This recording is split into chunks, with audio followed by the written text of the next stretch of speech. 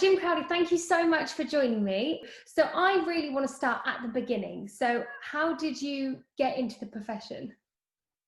Well, my parents actually trained point-to-pointers near Ascot. So from an early age, I was always around sort of horses and ponies and things like that. And then I went into it, and I decided I was going to be a amateur jockey. And I went down that route, and I started as an amateur and then turned conditional jockey. And I spent sort of 6 or 7 seasons over jumps before switching to the flat. Would you say you prefer jump racing to flat racing? It's a good question. I think I used to. But yeah, I think I really enjoyed my days jumping. And I had great fun, but I always find them, comparing them the two, one is a business, the flat racing. Yeah. And the other one is it's serious, obviously, but I think there's more at stake with the flat racing. I do enjoy the jump racing. Yeah, no, I don't blame you. It just, there is a great feeling when you are riding a really good jumper. It may be like a 2-mile chase or something like that. It's a great feeling. I was lucky enough to ride in some sort of strange races as well. I did the Battaash, Czech Republic, and the French Gold Cup, and riding around there it was a real buzz. When you got round or you won, you felt like you achieved something. Is it a different feeling going over jumps than it is on the flat? Yeah, without a doubt, it is. I must admit, I do get a real buzz riding some of the really good sprinters I've ridden. That's great fun. But yeah, it's to ride like I said, a really good jumper. You get a bit of a kick out of it. I suppose the adrenaline is just overpowering. It is. It's all about adrenaline. That's why I went down the national hunt route. Obviously, I was quite light, hence why I went back to the flat. But I really enjoyed the feeling of jumping, and I did a bit of show jumping as well before I went into racing and things like that.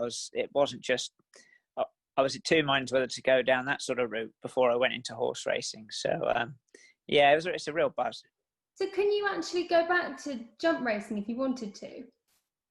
Yeah, I could actually. I mean, if there was a champion hurdle ride going spare and someone offered it to me, I would grab it. Yeah, it wouldn't bother me. I mean, I do a lot of sort of hunting in the winter, and my children all have ponies, and I'd get on and ride them and jump them, and so yeah, I'm not something that I would do, but if a really good opportunity came around, I might think about it. Yeah, because most people don't really get a choice, do they? Because of the height difference and stuff.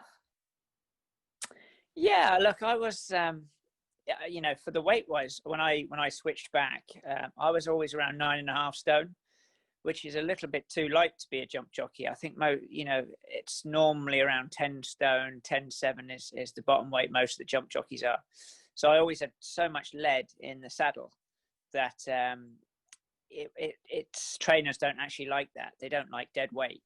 And that's one of the reasons why I went back to the flat. I got my weight settled. It became more controlled. And I realized that I could probably earn a better living riding on the flat than I could over jumps. With the weights, where does it actually go in the saddle? Is it like little pockets? Yeah, so you've got your lead cloth, and that's where and it doesn't move. So they always say it's better to have a big jockey with a small saddle than a small jockey with a big saddle and a big lead weight, because it just doesn't move on the horse's back. So a lot of trainers don't like that. When you're going over the jumps, are you away from the saddle? As you sit back down, are you kind of sat off the saddle? You don't sit in the saddle. Obviously, when you come down to a fence, you're obviously stood out of the irons, and then over the fence, your bum might touch the back of the saddle, but really you try not to be actually in the saddle at all, if possible. You don't really want your bottom touching the saddle.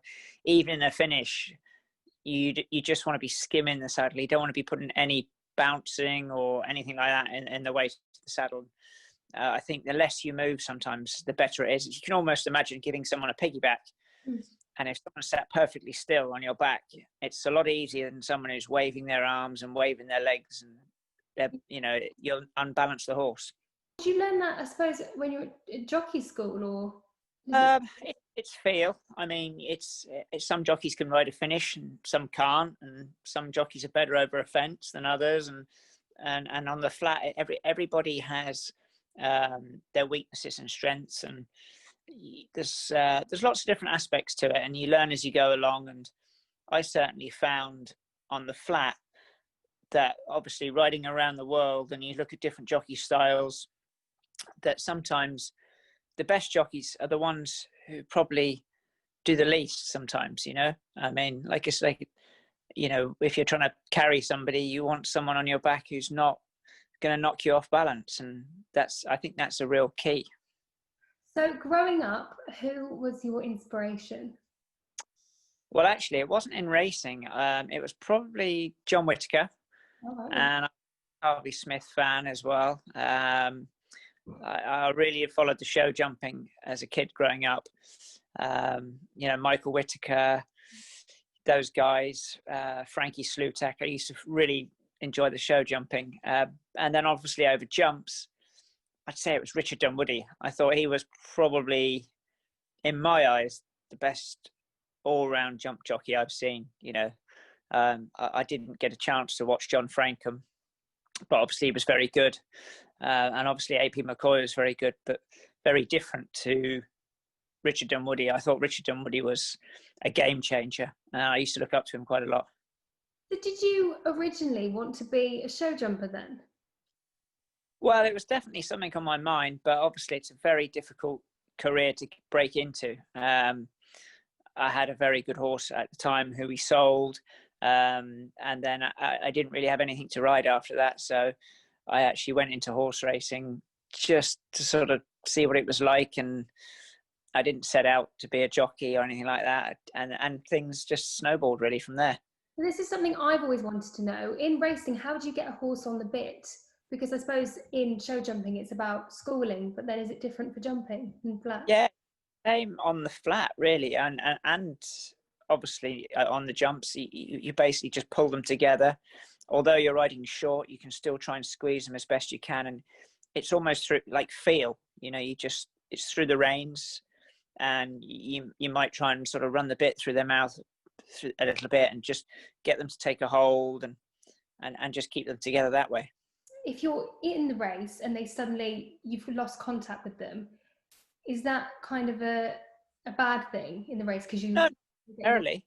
I think the most important thing is when you're horse racing is to have them relaxed, and you don't want a horse pulling, because if a horse is pulling, he's going to be using energy. Sometimes a lot of horses nowadays have wind issues. You know, they make noises, and it's, I think sometimes horses like that, if they are on the bridle and they are taking a hold, their wind is actually better because everything is tense and it's keeping it tight. But you learn things like that as you go along, and every horse is different, really. Obviously, if a horse can breathe more easily, then he can run faster. My next question was going to be, does it make a big difference? But I guess it does. Then you can feel the difference. Oh, without a doubt. I think, you know, it's proven nowadays that horses who have had wind surgery, you know, there's a fair percentage improve for having that done. Now, in your career, what was a turning point for you? Well, I think it would have to be the switch from jumps to flat. Obviously, I'd been a jump jockey for 6 or 7 years, and I came to a crossroads in my career that I realised I wasn't going to be champion jockey over jumps. I wasn't by any means struggling. I was riding 40, 50 winners a year, which is a good living. But I just felt like I wanted to try something different. And at the age of 26, I decided that I was going to retire from national hunt racing and completely concentrate on the flat. And yeah, what a decision it's been, really, because I haven't looked back since. So when you made that transition, was the goal to be champion jockey? Was that what you were aiming for? Never in a million years. I set out with not very huge ambitions, actually. It was basically just to try and ride as many winners as I can, to improve, just try and get better every year. Then I sort of try and set myself goals, like to be to maybe ride 100 winners a year, and then it was like maybe ride a group winner and then a group one, and every year you try and set goals, and I've been lucky to achieve them as time's gone on. So can you essentially ride as many horses as you can book? Yes, definitely. I think the year I was champion jockey, I was riding anything between 8 to 10 races a day. Really?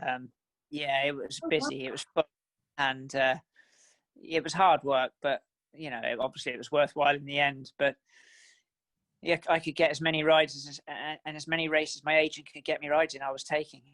So what if you get offered to ride at different race courses on one day? Do you have to then pick, or does your agent maybe say, or the trainers say, I think you'd be better doing this, or Well, yeah, question. We would try and plan out at the start of the week where we would go, and jockeys can only ride at 9 meetings in a week, so that's 7-day meetings and 2 night meetings. Unless you have a ban, then you might do 3 or 4 night meetings through the week. So there was a lot of times I was getting helicopters and planes and flying around the country, and we were very lucky. In September we managed to break the record for the most winners in a month, and I think we had 46, which had sort of stood since Fred Archer and Gordon Richards, hundreds of years ago. So that was marvelous to do that. It was a great achievement. Yeah. Did you get an award for that, like a trophy? No, I didn't. I was lucky enough to finish up the year as champion jockey, but no, it was. I was certainly knew I'd done it at the end of the year. I was absolutely knackered. Wow, and I bet you never thought that you'd end up doing that as well as getting champion jockey. Never. No, I think whoever beats it, I'll have to go some to beat that. I think, because obviously it stood for a long time. Obviously, like the likes of Lester Piggott and Frankie Dettori and AP McCoy, they've sort of come close to it. But 46 in a month was a lot of horses riding as well. It was adrenaline. I think I lived on and chocolate for about most of that season, I think. Oh wow! Yeah, I was going to say, because when the adrenaline runs out, you must crash. Yeah, I did. At the end of the season, I was absolutely knackered, and I think I slept solidly for about a week. I was absolutely bushed. So, but like I said, at the time, you're running on adrenaline. You're in the car every day. I had a full-time driver that season, and it was just full on. I was riding out in the mornings as well, sometimes running before racing to lose weight. Mm-hmm. So they were long days. You could start at maybe 5 o'clock in the morning, 4:30, travel somewhere to ride work, maybe sit on 3 or 4 horses in the morning, then put your trainers on and a sweatsuit, do a couple of laps of the track, and then maybe go and ride 8, 9, 10 horses a day. So I was very fit at the time, which luckily sort of stood me in good stead. Do you go in saunas? I mean, I know now with the whole virus you can't, but is that what you did before quite a lot? I tried not to, if I could. And to be honest, my weight was so good because I was riding so many horses a day. And obviously, look, if you're evening racing, you're not finished till 9 o'clock. The last thing you feel like at 9 o'clock is sitting down for a big dinner. So more often than not, you would have a cup of tea and a bar of chocolate on the way home, or a sandwich. And that was my diet. So, yeah, I didn't have to worry about it. But if I've got a light weight coming up, I'll use a sauna or maybe a hot bath and things like that. How many calories does it burn in a race, do you know? In a race? Do you know what? I actually don't know. I don't know, but if I sort of kick on the treadmill in the morning, I'll try and do sort of 600 or something like that. So I don't know. Because I'm used to it, my heart rate probably doesn't get that high. For me, it's just like, it's normal. It's like driving a car now. Yeah, because the body just gets used to it, doesn't it, really? It gets used to it. I did wear a heart rate monitor once for something, and I don't think it went above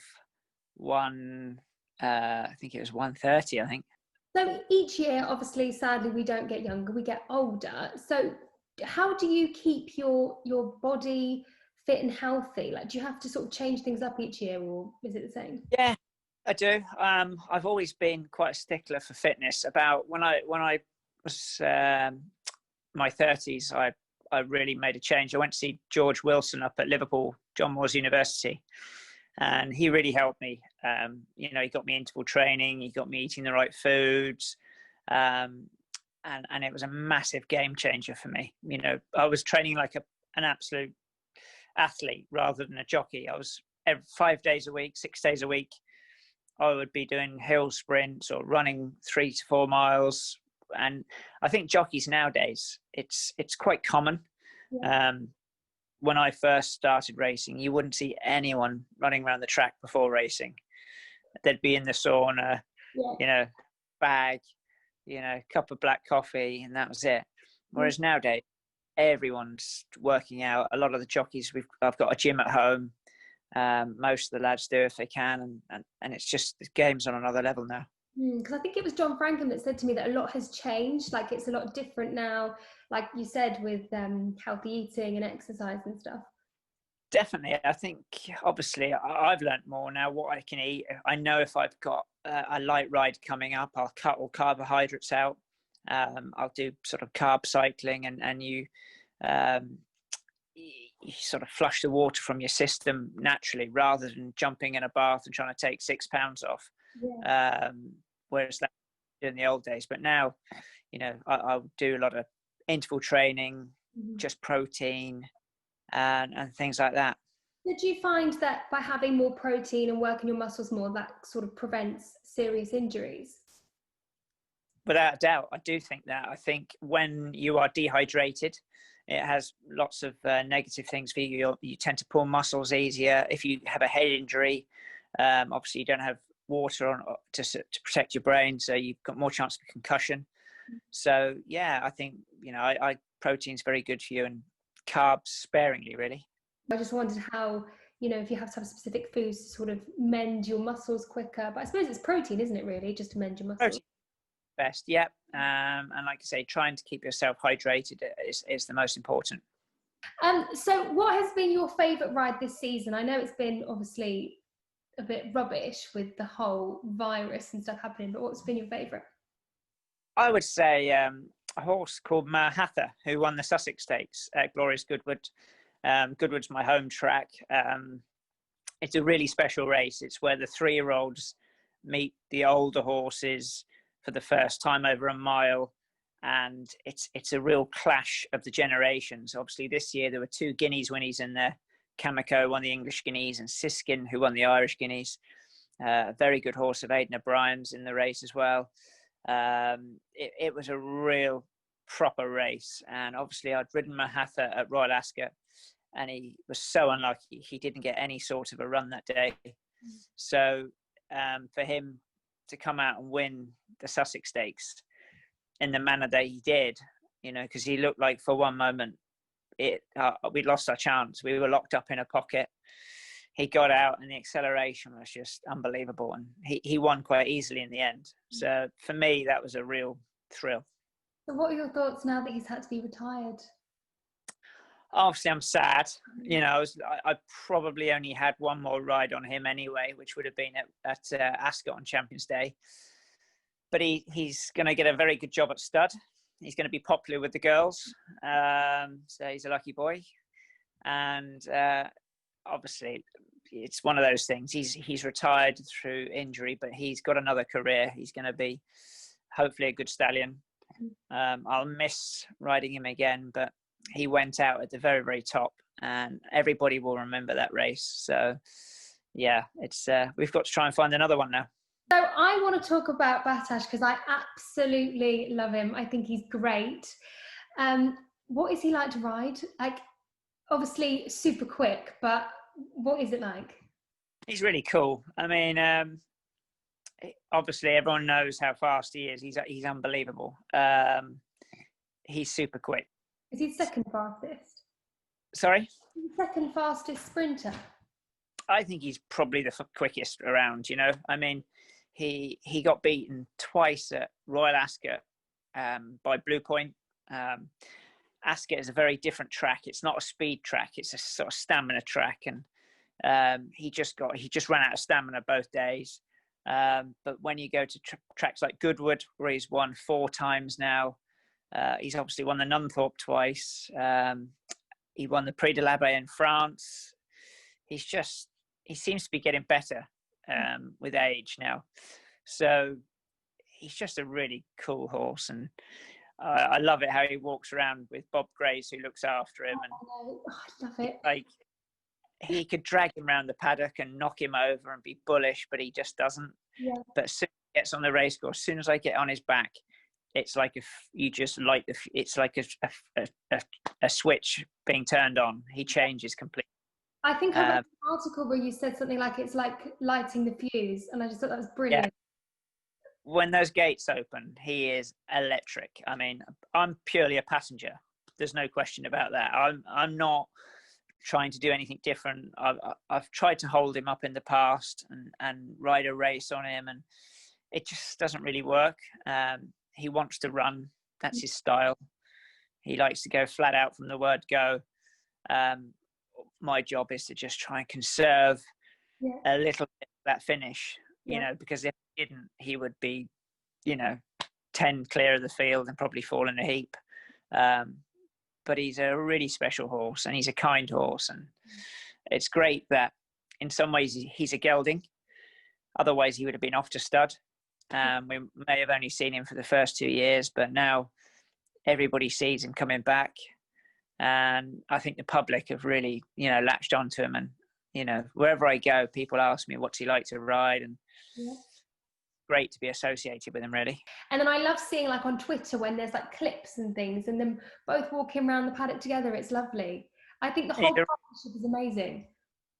Yeah, he is such a dude of a horse, and he's very kind. His speed is just unbelievable. I can't explain to you what he's like, because I've never ridden a horse as fast as him, and I won't. I'll be very surprised if one comes along as quick as him. He's almost a freak. But yeah, he's quite fun. So what were your thoughts before the first time you rode him? What did you imagine or even think he'd be like? I didn't think anything, actually, because he wasn't actually that good at the time. He'd only won a Group 3 somewhere. I didn't ride him that day. I chose another horse, and our second jockey rode him, Dane O'Neill, and he won.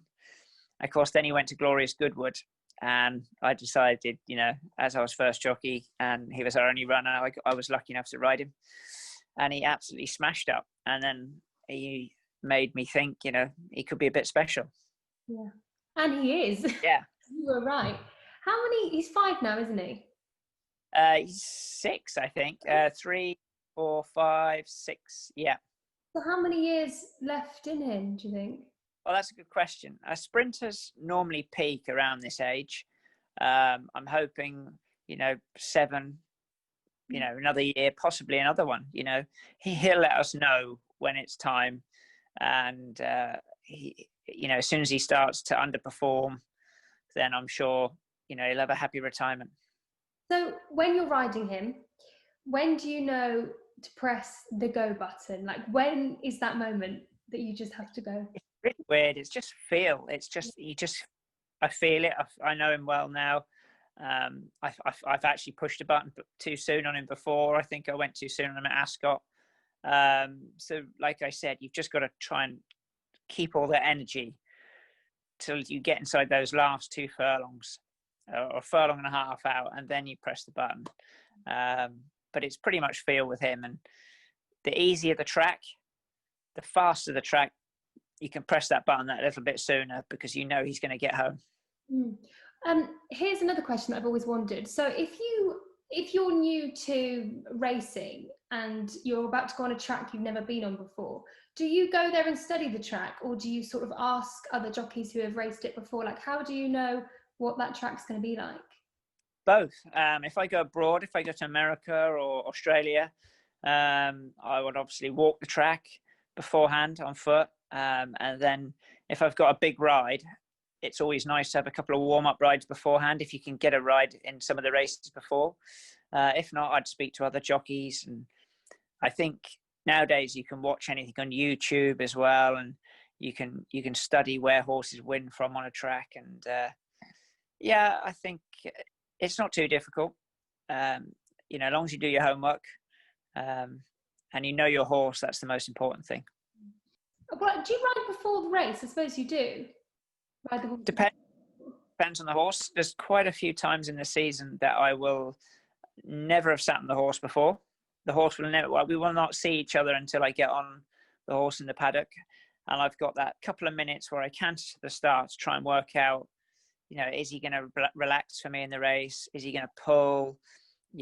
Does he like to be around other horses? You've got to pick up all those little characters. Does he want to be in front too soon? And you can normally work that out by the time you get to the start, just by a horse's character. If I canter to the start and he's in front and he's looking around and I think to myself, boy, he might be a bit of a herd animal. He might be better off at the back to start with and then work through. And vice versa. If he's very bold going to post, then I would have no problems being in front for the race. Have you ever had any troubles in the stalls where they're going? Because I think, was it Battaash one year he reared up? Yeah, he was very bad. Not with me. With the previous rider, he was bad, and hence that's why he got gelded after that. So maybe he wishes he was a good boy that day. But yeah, no, you do get issues. Horses, sometimes they're claustrophobic. Yes. And when tight spaces, they'll rear up or they'll try to go underneath the stalls just to get out. It's panic. Yeah. But try not to have it happen too often. If it does, though, I suppose the guys on the side, they all come in, don't they? And ball handlers, marvellous. They do a great job. They're always with you, and their job is to hold the horse up, or we put a blind on it to relax them, put a hood on them. A lot of them now wear rugs, so they don't like the feel of the stalls touching their sides. So they wear a rug that is then attached to the stalls. And that tends to work as well. I watched a clip the other week, and it was a horse going absolutely crazy in the stalls. And the handler had to literally just grab him to keep him still because he was really panicking. Dangerous. But it's all worth it in the end. Yeah, exactly. And there's a couple of guys a guy called Gary Witherford and his son Craig. That's what they do. They have horses, problem horses, and they start again from scratch and teach them that everything's going to be fine, and they do a great job as well. So does that entail just walking them in, getting them used to it and stuff? Exactly. I think if they do it from day one, it becomes routine. Even if they just walk through it every day to the gallops, it helps, Yeah, the more they see it, they'll get used to it. Yep, definitely. Is there anything else in your career you'd like to achieve? Oh, yeah. I'd like to win a classic. Obviously, they're very difficult. We've got the Guineas, the 1000, the 2000, Oaks, and the Derby, and the St Leger, and I've been placed in all of them. I've hit the crossbar in 4, finishing second. So I would love to win a classic. We've only got one left this season in the St Leger, so that would be a lovely race to win. But yeah, I'm running out of time, but yeah, it'd be great if I can do it. You're not going to retire yet, are you? You're going to keep on going, right? No, I've got no plans to retire just yet. I'll try and get a few more years. But like I said, if I can get one of those, a classic, it would be real tick the box, really, if I can. Yeah. And I was going to say, would you ever consider being a trainer? Yes, I would. It's something I've always thought about. And actually, one of the reasons when I went to the flat was basically just to pick up some experience, that if I decided to be a trainer, then I would understand that side of things. I'm not sure I'd want to train national hunt horses, just because of the injuries, and I'd hate to see them falling. And, but if I did go down the training route when I retire, I would definitely concentrate on flat racing, definitely. Fantastic. Well, that is all my questions. So that's brilliant. Thank you very much. No problem. Brilliant. All right. Thank you. Bye. Come and fly away with me. Come and fly away with me. Come and fly away with me. Come and fly away.